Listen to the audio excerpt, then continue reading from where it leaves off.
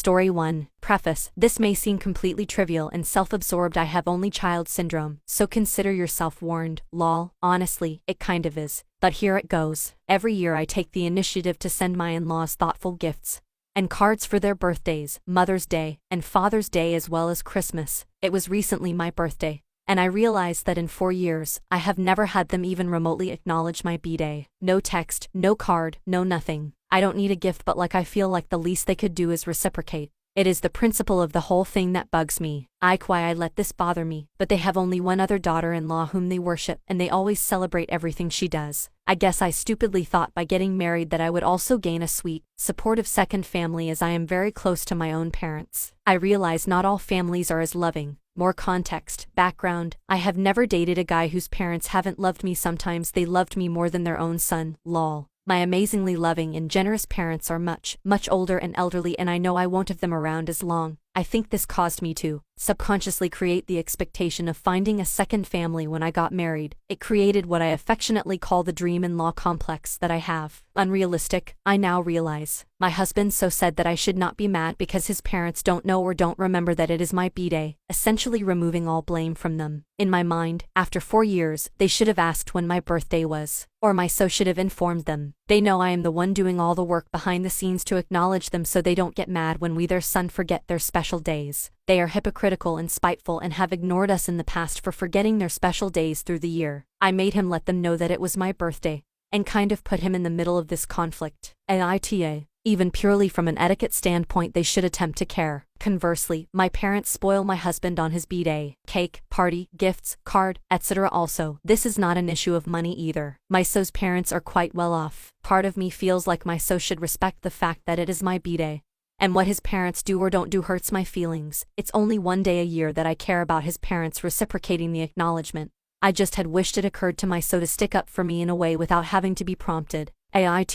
P.S. Go easy on me. I know this is Reddit and that I am acting like a child crying over spilled milk, but I am curious what the rest of the world thinks about this situation. I'm wondering if others deal with this same thoughtlessness from in-laws or others. I am open to new perspectives or validation that I am not being completely unreasonable. I can't really help how I feel deep down, but I am certainly trying. Thanks. Story 2. AITA for texting my best friend's underage sister. For some backstory, I, 21 male, grew up with 2 drug addict parents and was kicked out of my house at 14. I won't go into too much detail about that. I didn't tell anybody for the longest time until my best friend, who I'll call Cody, started to notice something was different.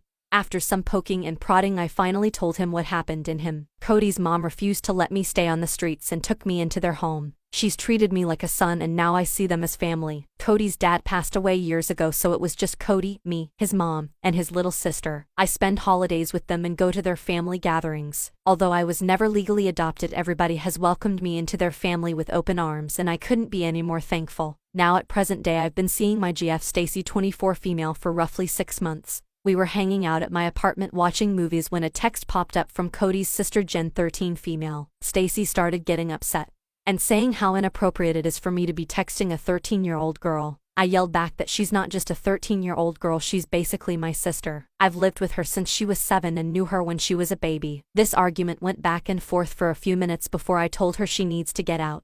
She grabbed her stuff and stormed out, but not before calling me a pervert and slamming my door. That was a few days ago and we haven't spoken since, so I need to know AITA. Story 3. AITA for not accepting my stepmother after she claims she changed. I, young teen girl, have always had a rough relationship with my dad due to his drinking problems that have caused him to get child negligence charges. He went to rehab about 4 years ago and he was doing great. He met a woman. Let's call her Grace. Grace was going through a divorce with 2 children, one of which was on the spectrum. Her and my father had an affair, and she later found out she was pregnant.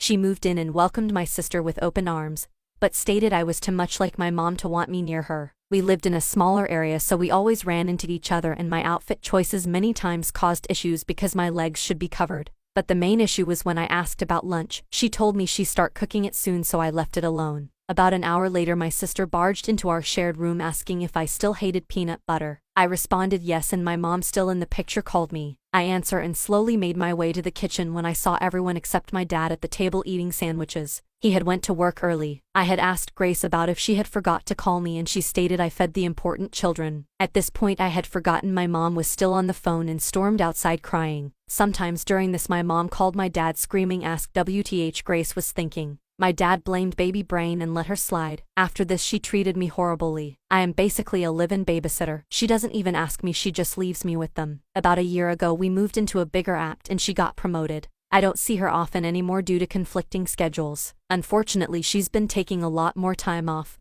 and has been politely nagging me to hang out with her in appropriate attire. Both my dad and her still leave me with my little sister, my baby brother too, and Grace's autistic child often enough that it's sparking as an issue. I still hate Grace for everything she put me though she's turned over a new leaf. She refuses to apologize and stars it wasn't her fault and I was acting like a problem. My dad keeps saying we need to figure it out and tries to push us together. But the breaking point for me is when she told me since we were friends that I can lift the no alcohol in the house rule that me and my mom set for my dad. My dad says I'm acting like a child and I need to forgive her, so AITA. Story 4. AITA for quitting while on the clock. I 17 female just quit my restaurant job after my manager told me to change my clothes. It was 2 hours before open and I was helping set up for a party. When my manager told me they were sending me home to go change, I'm wearing black dress pants aren't dirty, torn, baggy, or too tight. This really got to me and I started crying. This manager has gotten on me for my clothes before when all the other managers approved of my clothing. I went to the bathroom and cried, called my mom to pick me up,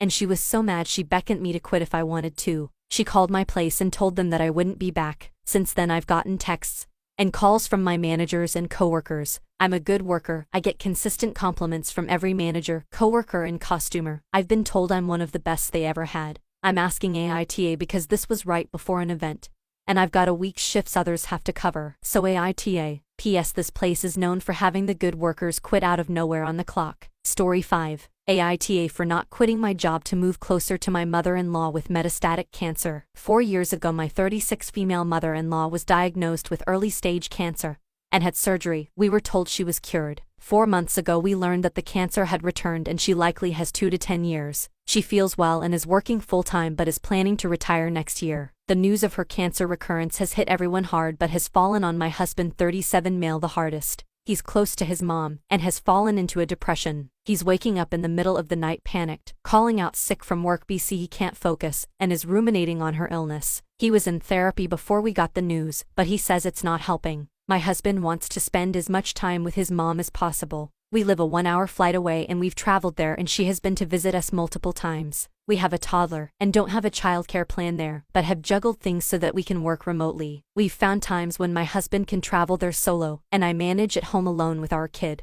My husband and I both work lucrative professional jobs. We have terminal degrees and completed greater than 10 years of training after college. We moved across the country 7 years ago to take these jobs and be closer to my husband's family. My family lives on the opposite coast. I have spent that time building a professional and personal community here. I have been promoted and serve as a leader in my workplace. I know that my job is not easily transportable, and that I would take a big step backwards by moving cities and would have to start from scratch. I also don't know anyone outside of my husband's family in the new city. I get along well with my in-laws, but they do not like to leave the house, even pre-diagnosis. I do not fault them for this, but share it to paint the portrait. My husband is not nearly as satisfied with his work or community here. We in part took jobs here since he had an amazing opportunity that was within his niche field. He feels that things haven't worked out as he envisioned and that his skill set is being underutilized. My husband wants to move cities to be closer to his mama S.A.P. He feels that his life here is unsatisfying, and that his mom's diagnosis is giving him the clarity he needs.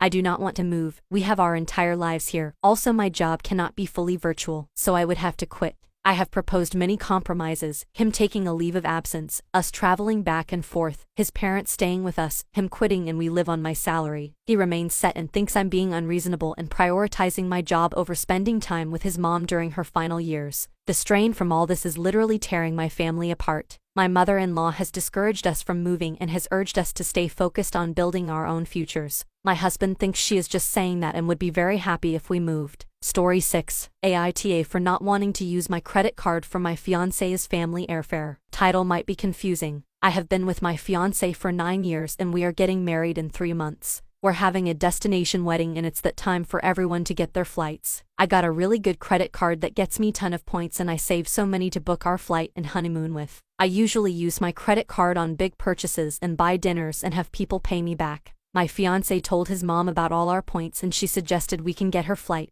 and his brother's flight and she'll pay us back in order for us to get points. This is where it gets interesting. My soon-to-be mother-in-law hasn't worked in 10 years and refuses to get a job. She is young enough to work. She gets money from the state to get by. My brother-in-law works but is an alcoholic and doesn't manage his money well. I told my fiancé they need to pay us before we book it and he said he's not sure how much it will be and he is going to book it for them. I got super frustrated and said they need to book it and pay for it on their own. We have a lot of SHT to do and hand-holding grown adults isn't on our to-do list. He said he understands and doesn't know what to do. I told him let's discuss it later because I was getting upset and didn't want to lash out on him. I feel like I might be overreacting but this doesn't sit right with me. AITA, Story 7, WIBTA for canceling a planned trip to visit family. I'm so frustrated ATM. A couple of weeks ago, my mom told me that my sister 25 and her boyfriend were coming in to visit for a few days. My sister, we'll call her Jay. Jay is very difficult to be around and semi-narcissistic.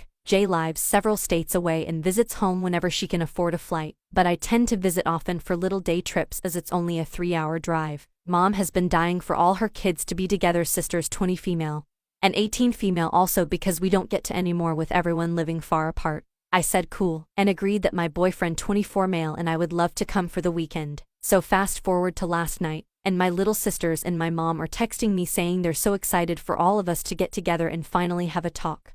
What? Apparently Jay has been telling them that she still is very upset over how I hurt her almost 2 years ago with the graduation fiasco detailed in my last post a year ago. Mom called, said she was happy that Jay and I would finally get to air our grievances. I'm literally baffled, because not only did we already have a conversation about this a year and a half ago where we agreed to disagree, but we've spoken several times since then and seen each other without this ever being brought up. So Jay has been telling everyone in my family for the past year and a half that it hurts to be around me and that she wanted to take this weekend to finally tell me how she feels. My mom said that they wanted me to come visit by myself so we could have intimate family time. Mind you, my BF and I have been together for almost 5 years, so he is very much a part of the family. I just feel like everyone has planned this elaborate plot to get me by myself so that Jay can rehash details of a situation long over and done with that she never got over. I have pretty bad anxiety but have been doing pretty okay with that recently. But the fact that my entire family has essentially planned something for me to cater to Jay and her feelings without really including me in the planning makes me extremely uncomfortable. I thought this was just going to be a regular dinner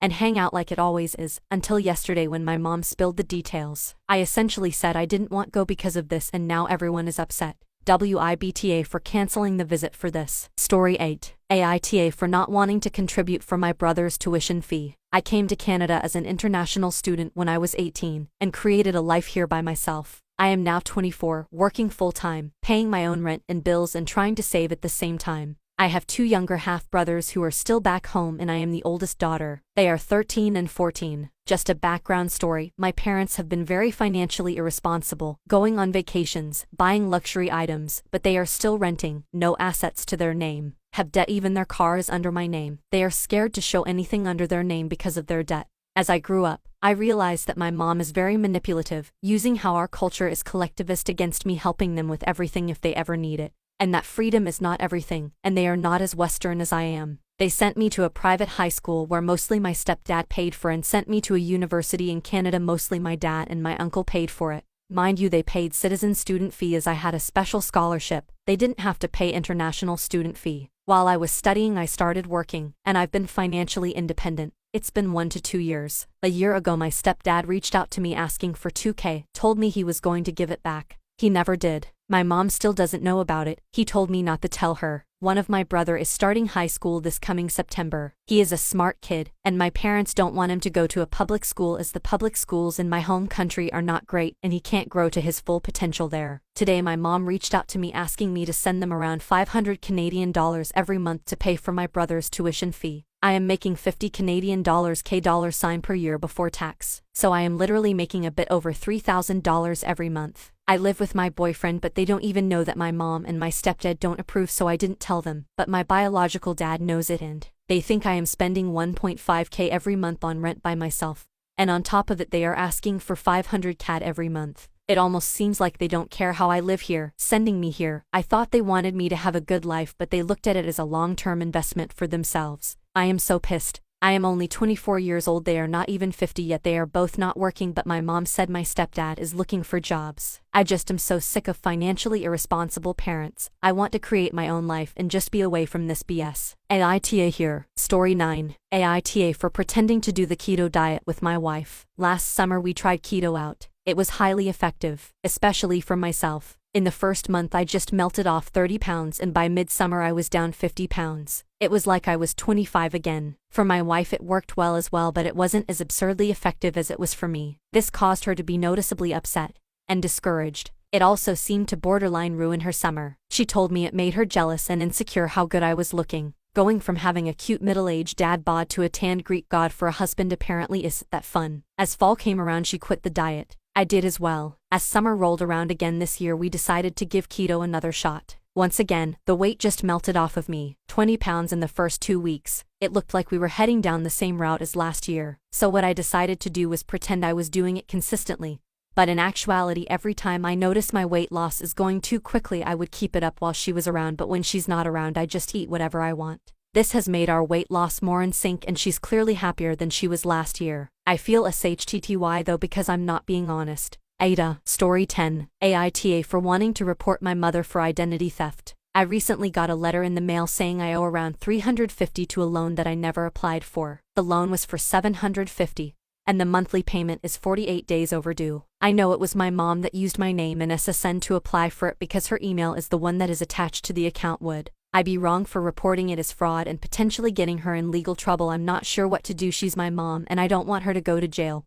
But at the same time this could FCK up my credit score. I'm only 19 so I'm just starting to build my credit. Can she get in trouble for this or is it out of my hands? She's been financially abusive in the past and always made me feel like I owe her something cause she's my mom and I know she's not gonna pay the fines anytime soon. She's never been the best with money and always is in debt to somebody. Edit. I'm also currently getting my wages garnished from what I assume is another loan bill that was put in my name. So this is a recurring problem. I was told by her that she sent in the paperwork to fight it, but nothing has happened and I still get 25% of my paycheck taken each payday, so I'm assumed she did nothing to avoid getting in trouble. Story 11. WIBTA for not going to a so important social event because I wasn't invited. Hello everyone. Disclaimer, this is very mild drama compared to some of the other posts on this subreddit.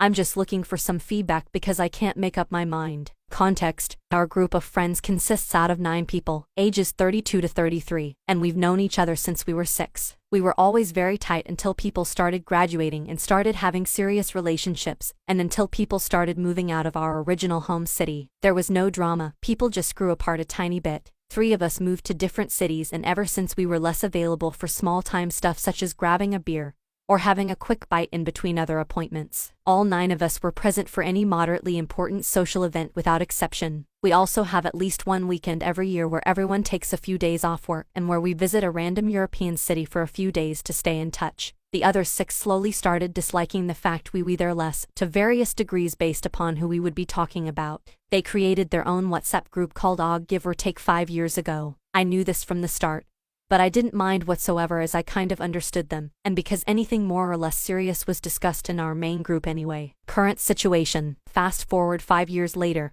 and the situation is still the same. I moved back to our town about 2 years ago and I've been in touch with my friends a lot more since, but definitely not as much as in the past before I relocated the first time. One of my friends, part of those 6, is opening a summer bar tonight. He's hosting a test run this evening for friends and family, and I heard there were about 60 people invited. He contacted all of them personally, but he posted our so-called group invite in the separate chat group, so I simply didn't know about the event. That was 2 weeks ago. Yesterday another friend called me to ask if I was going and if he needed to pick me up. I said we were thinking about it while hiding my mild surprise, and that me and my girlfriend would go on our own if we had room in our agenda. I know we have room in our agenda, I'm just not planning on going because in my eyes I haven't been invited. Am I being petty for stumbling over this technicality? I know I'm very welcome there tonight. I also know people will be rather annoyed or even angry with me if I don't show up for this reason. Knowing all that, I still don't want to go. P.S. The other 2 friends who didn't get the original invite neither can't go, and they are unsure if they would have went had they been able to. Thanks in advance for your opinions.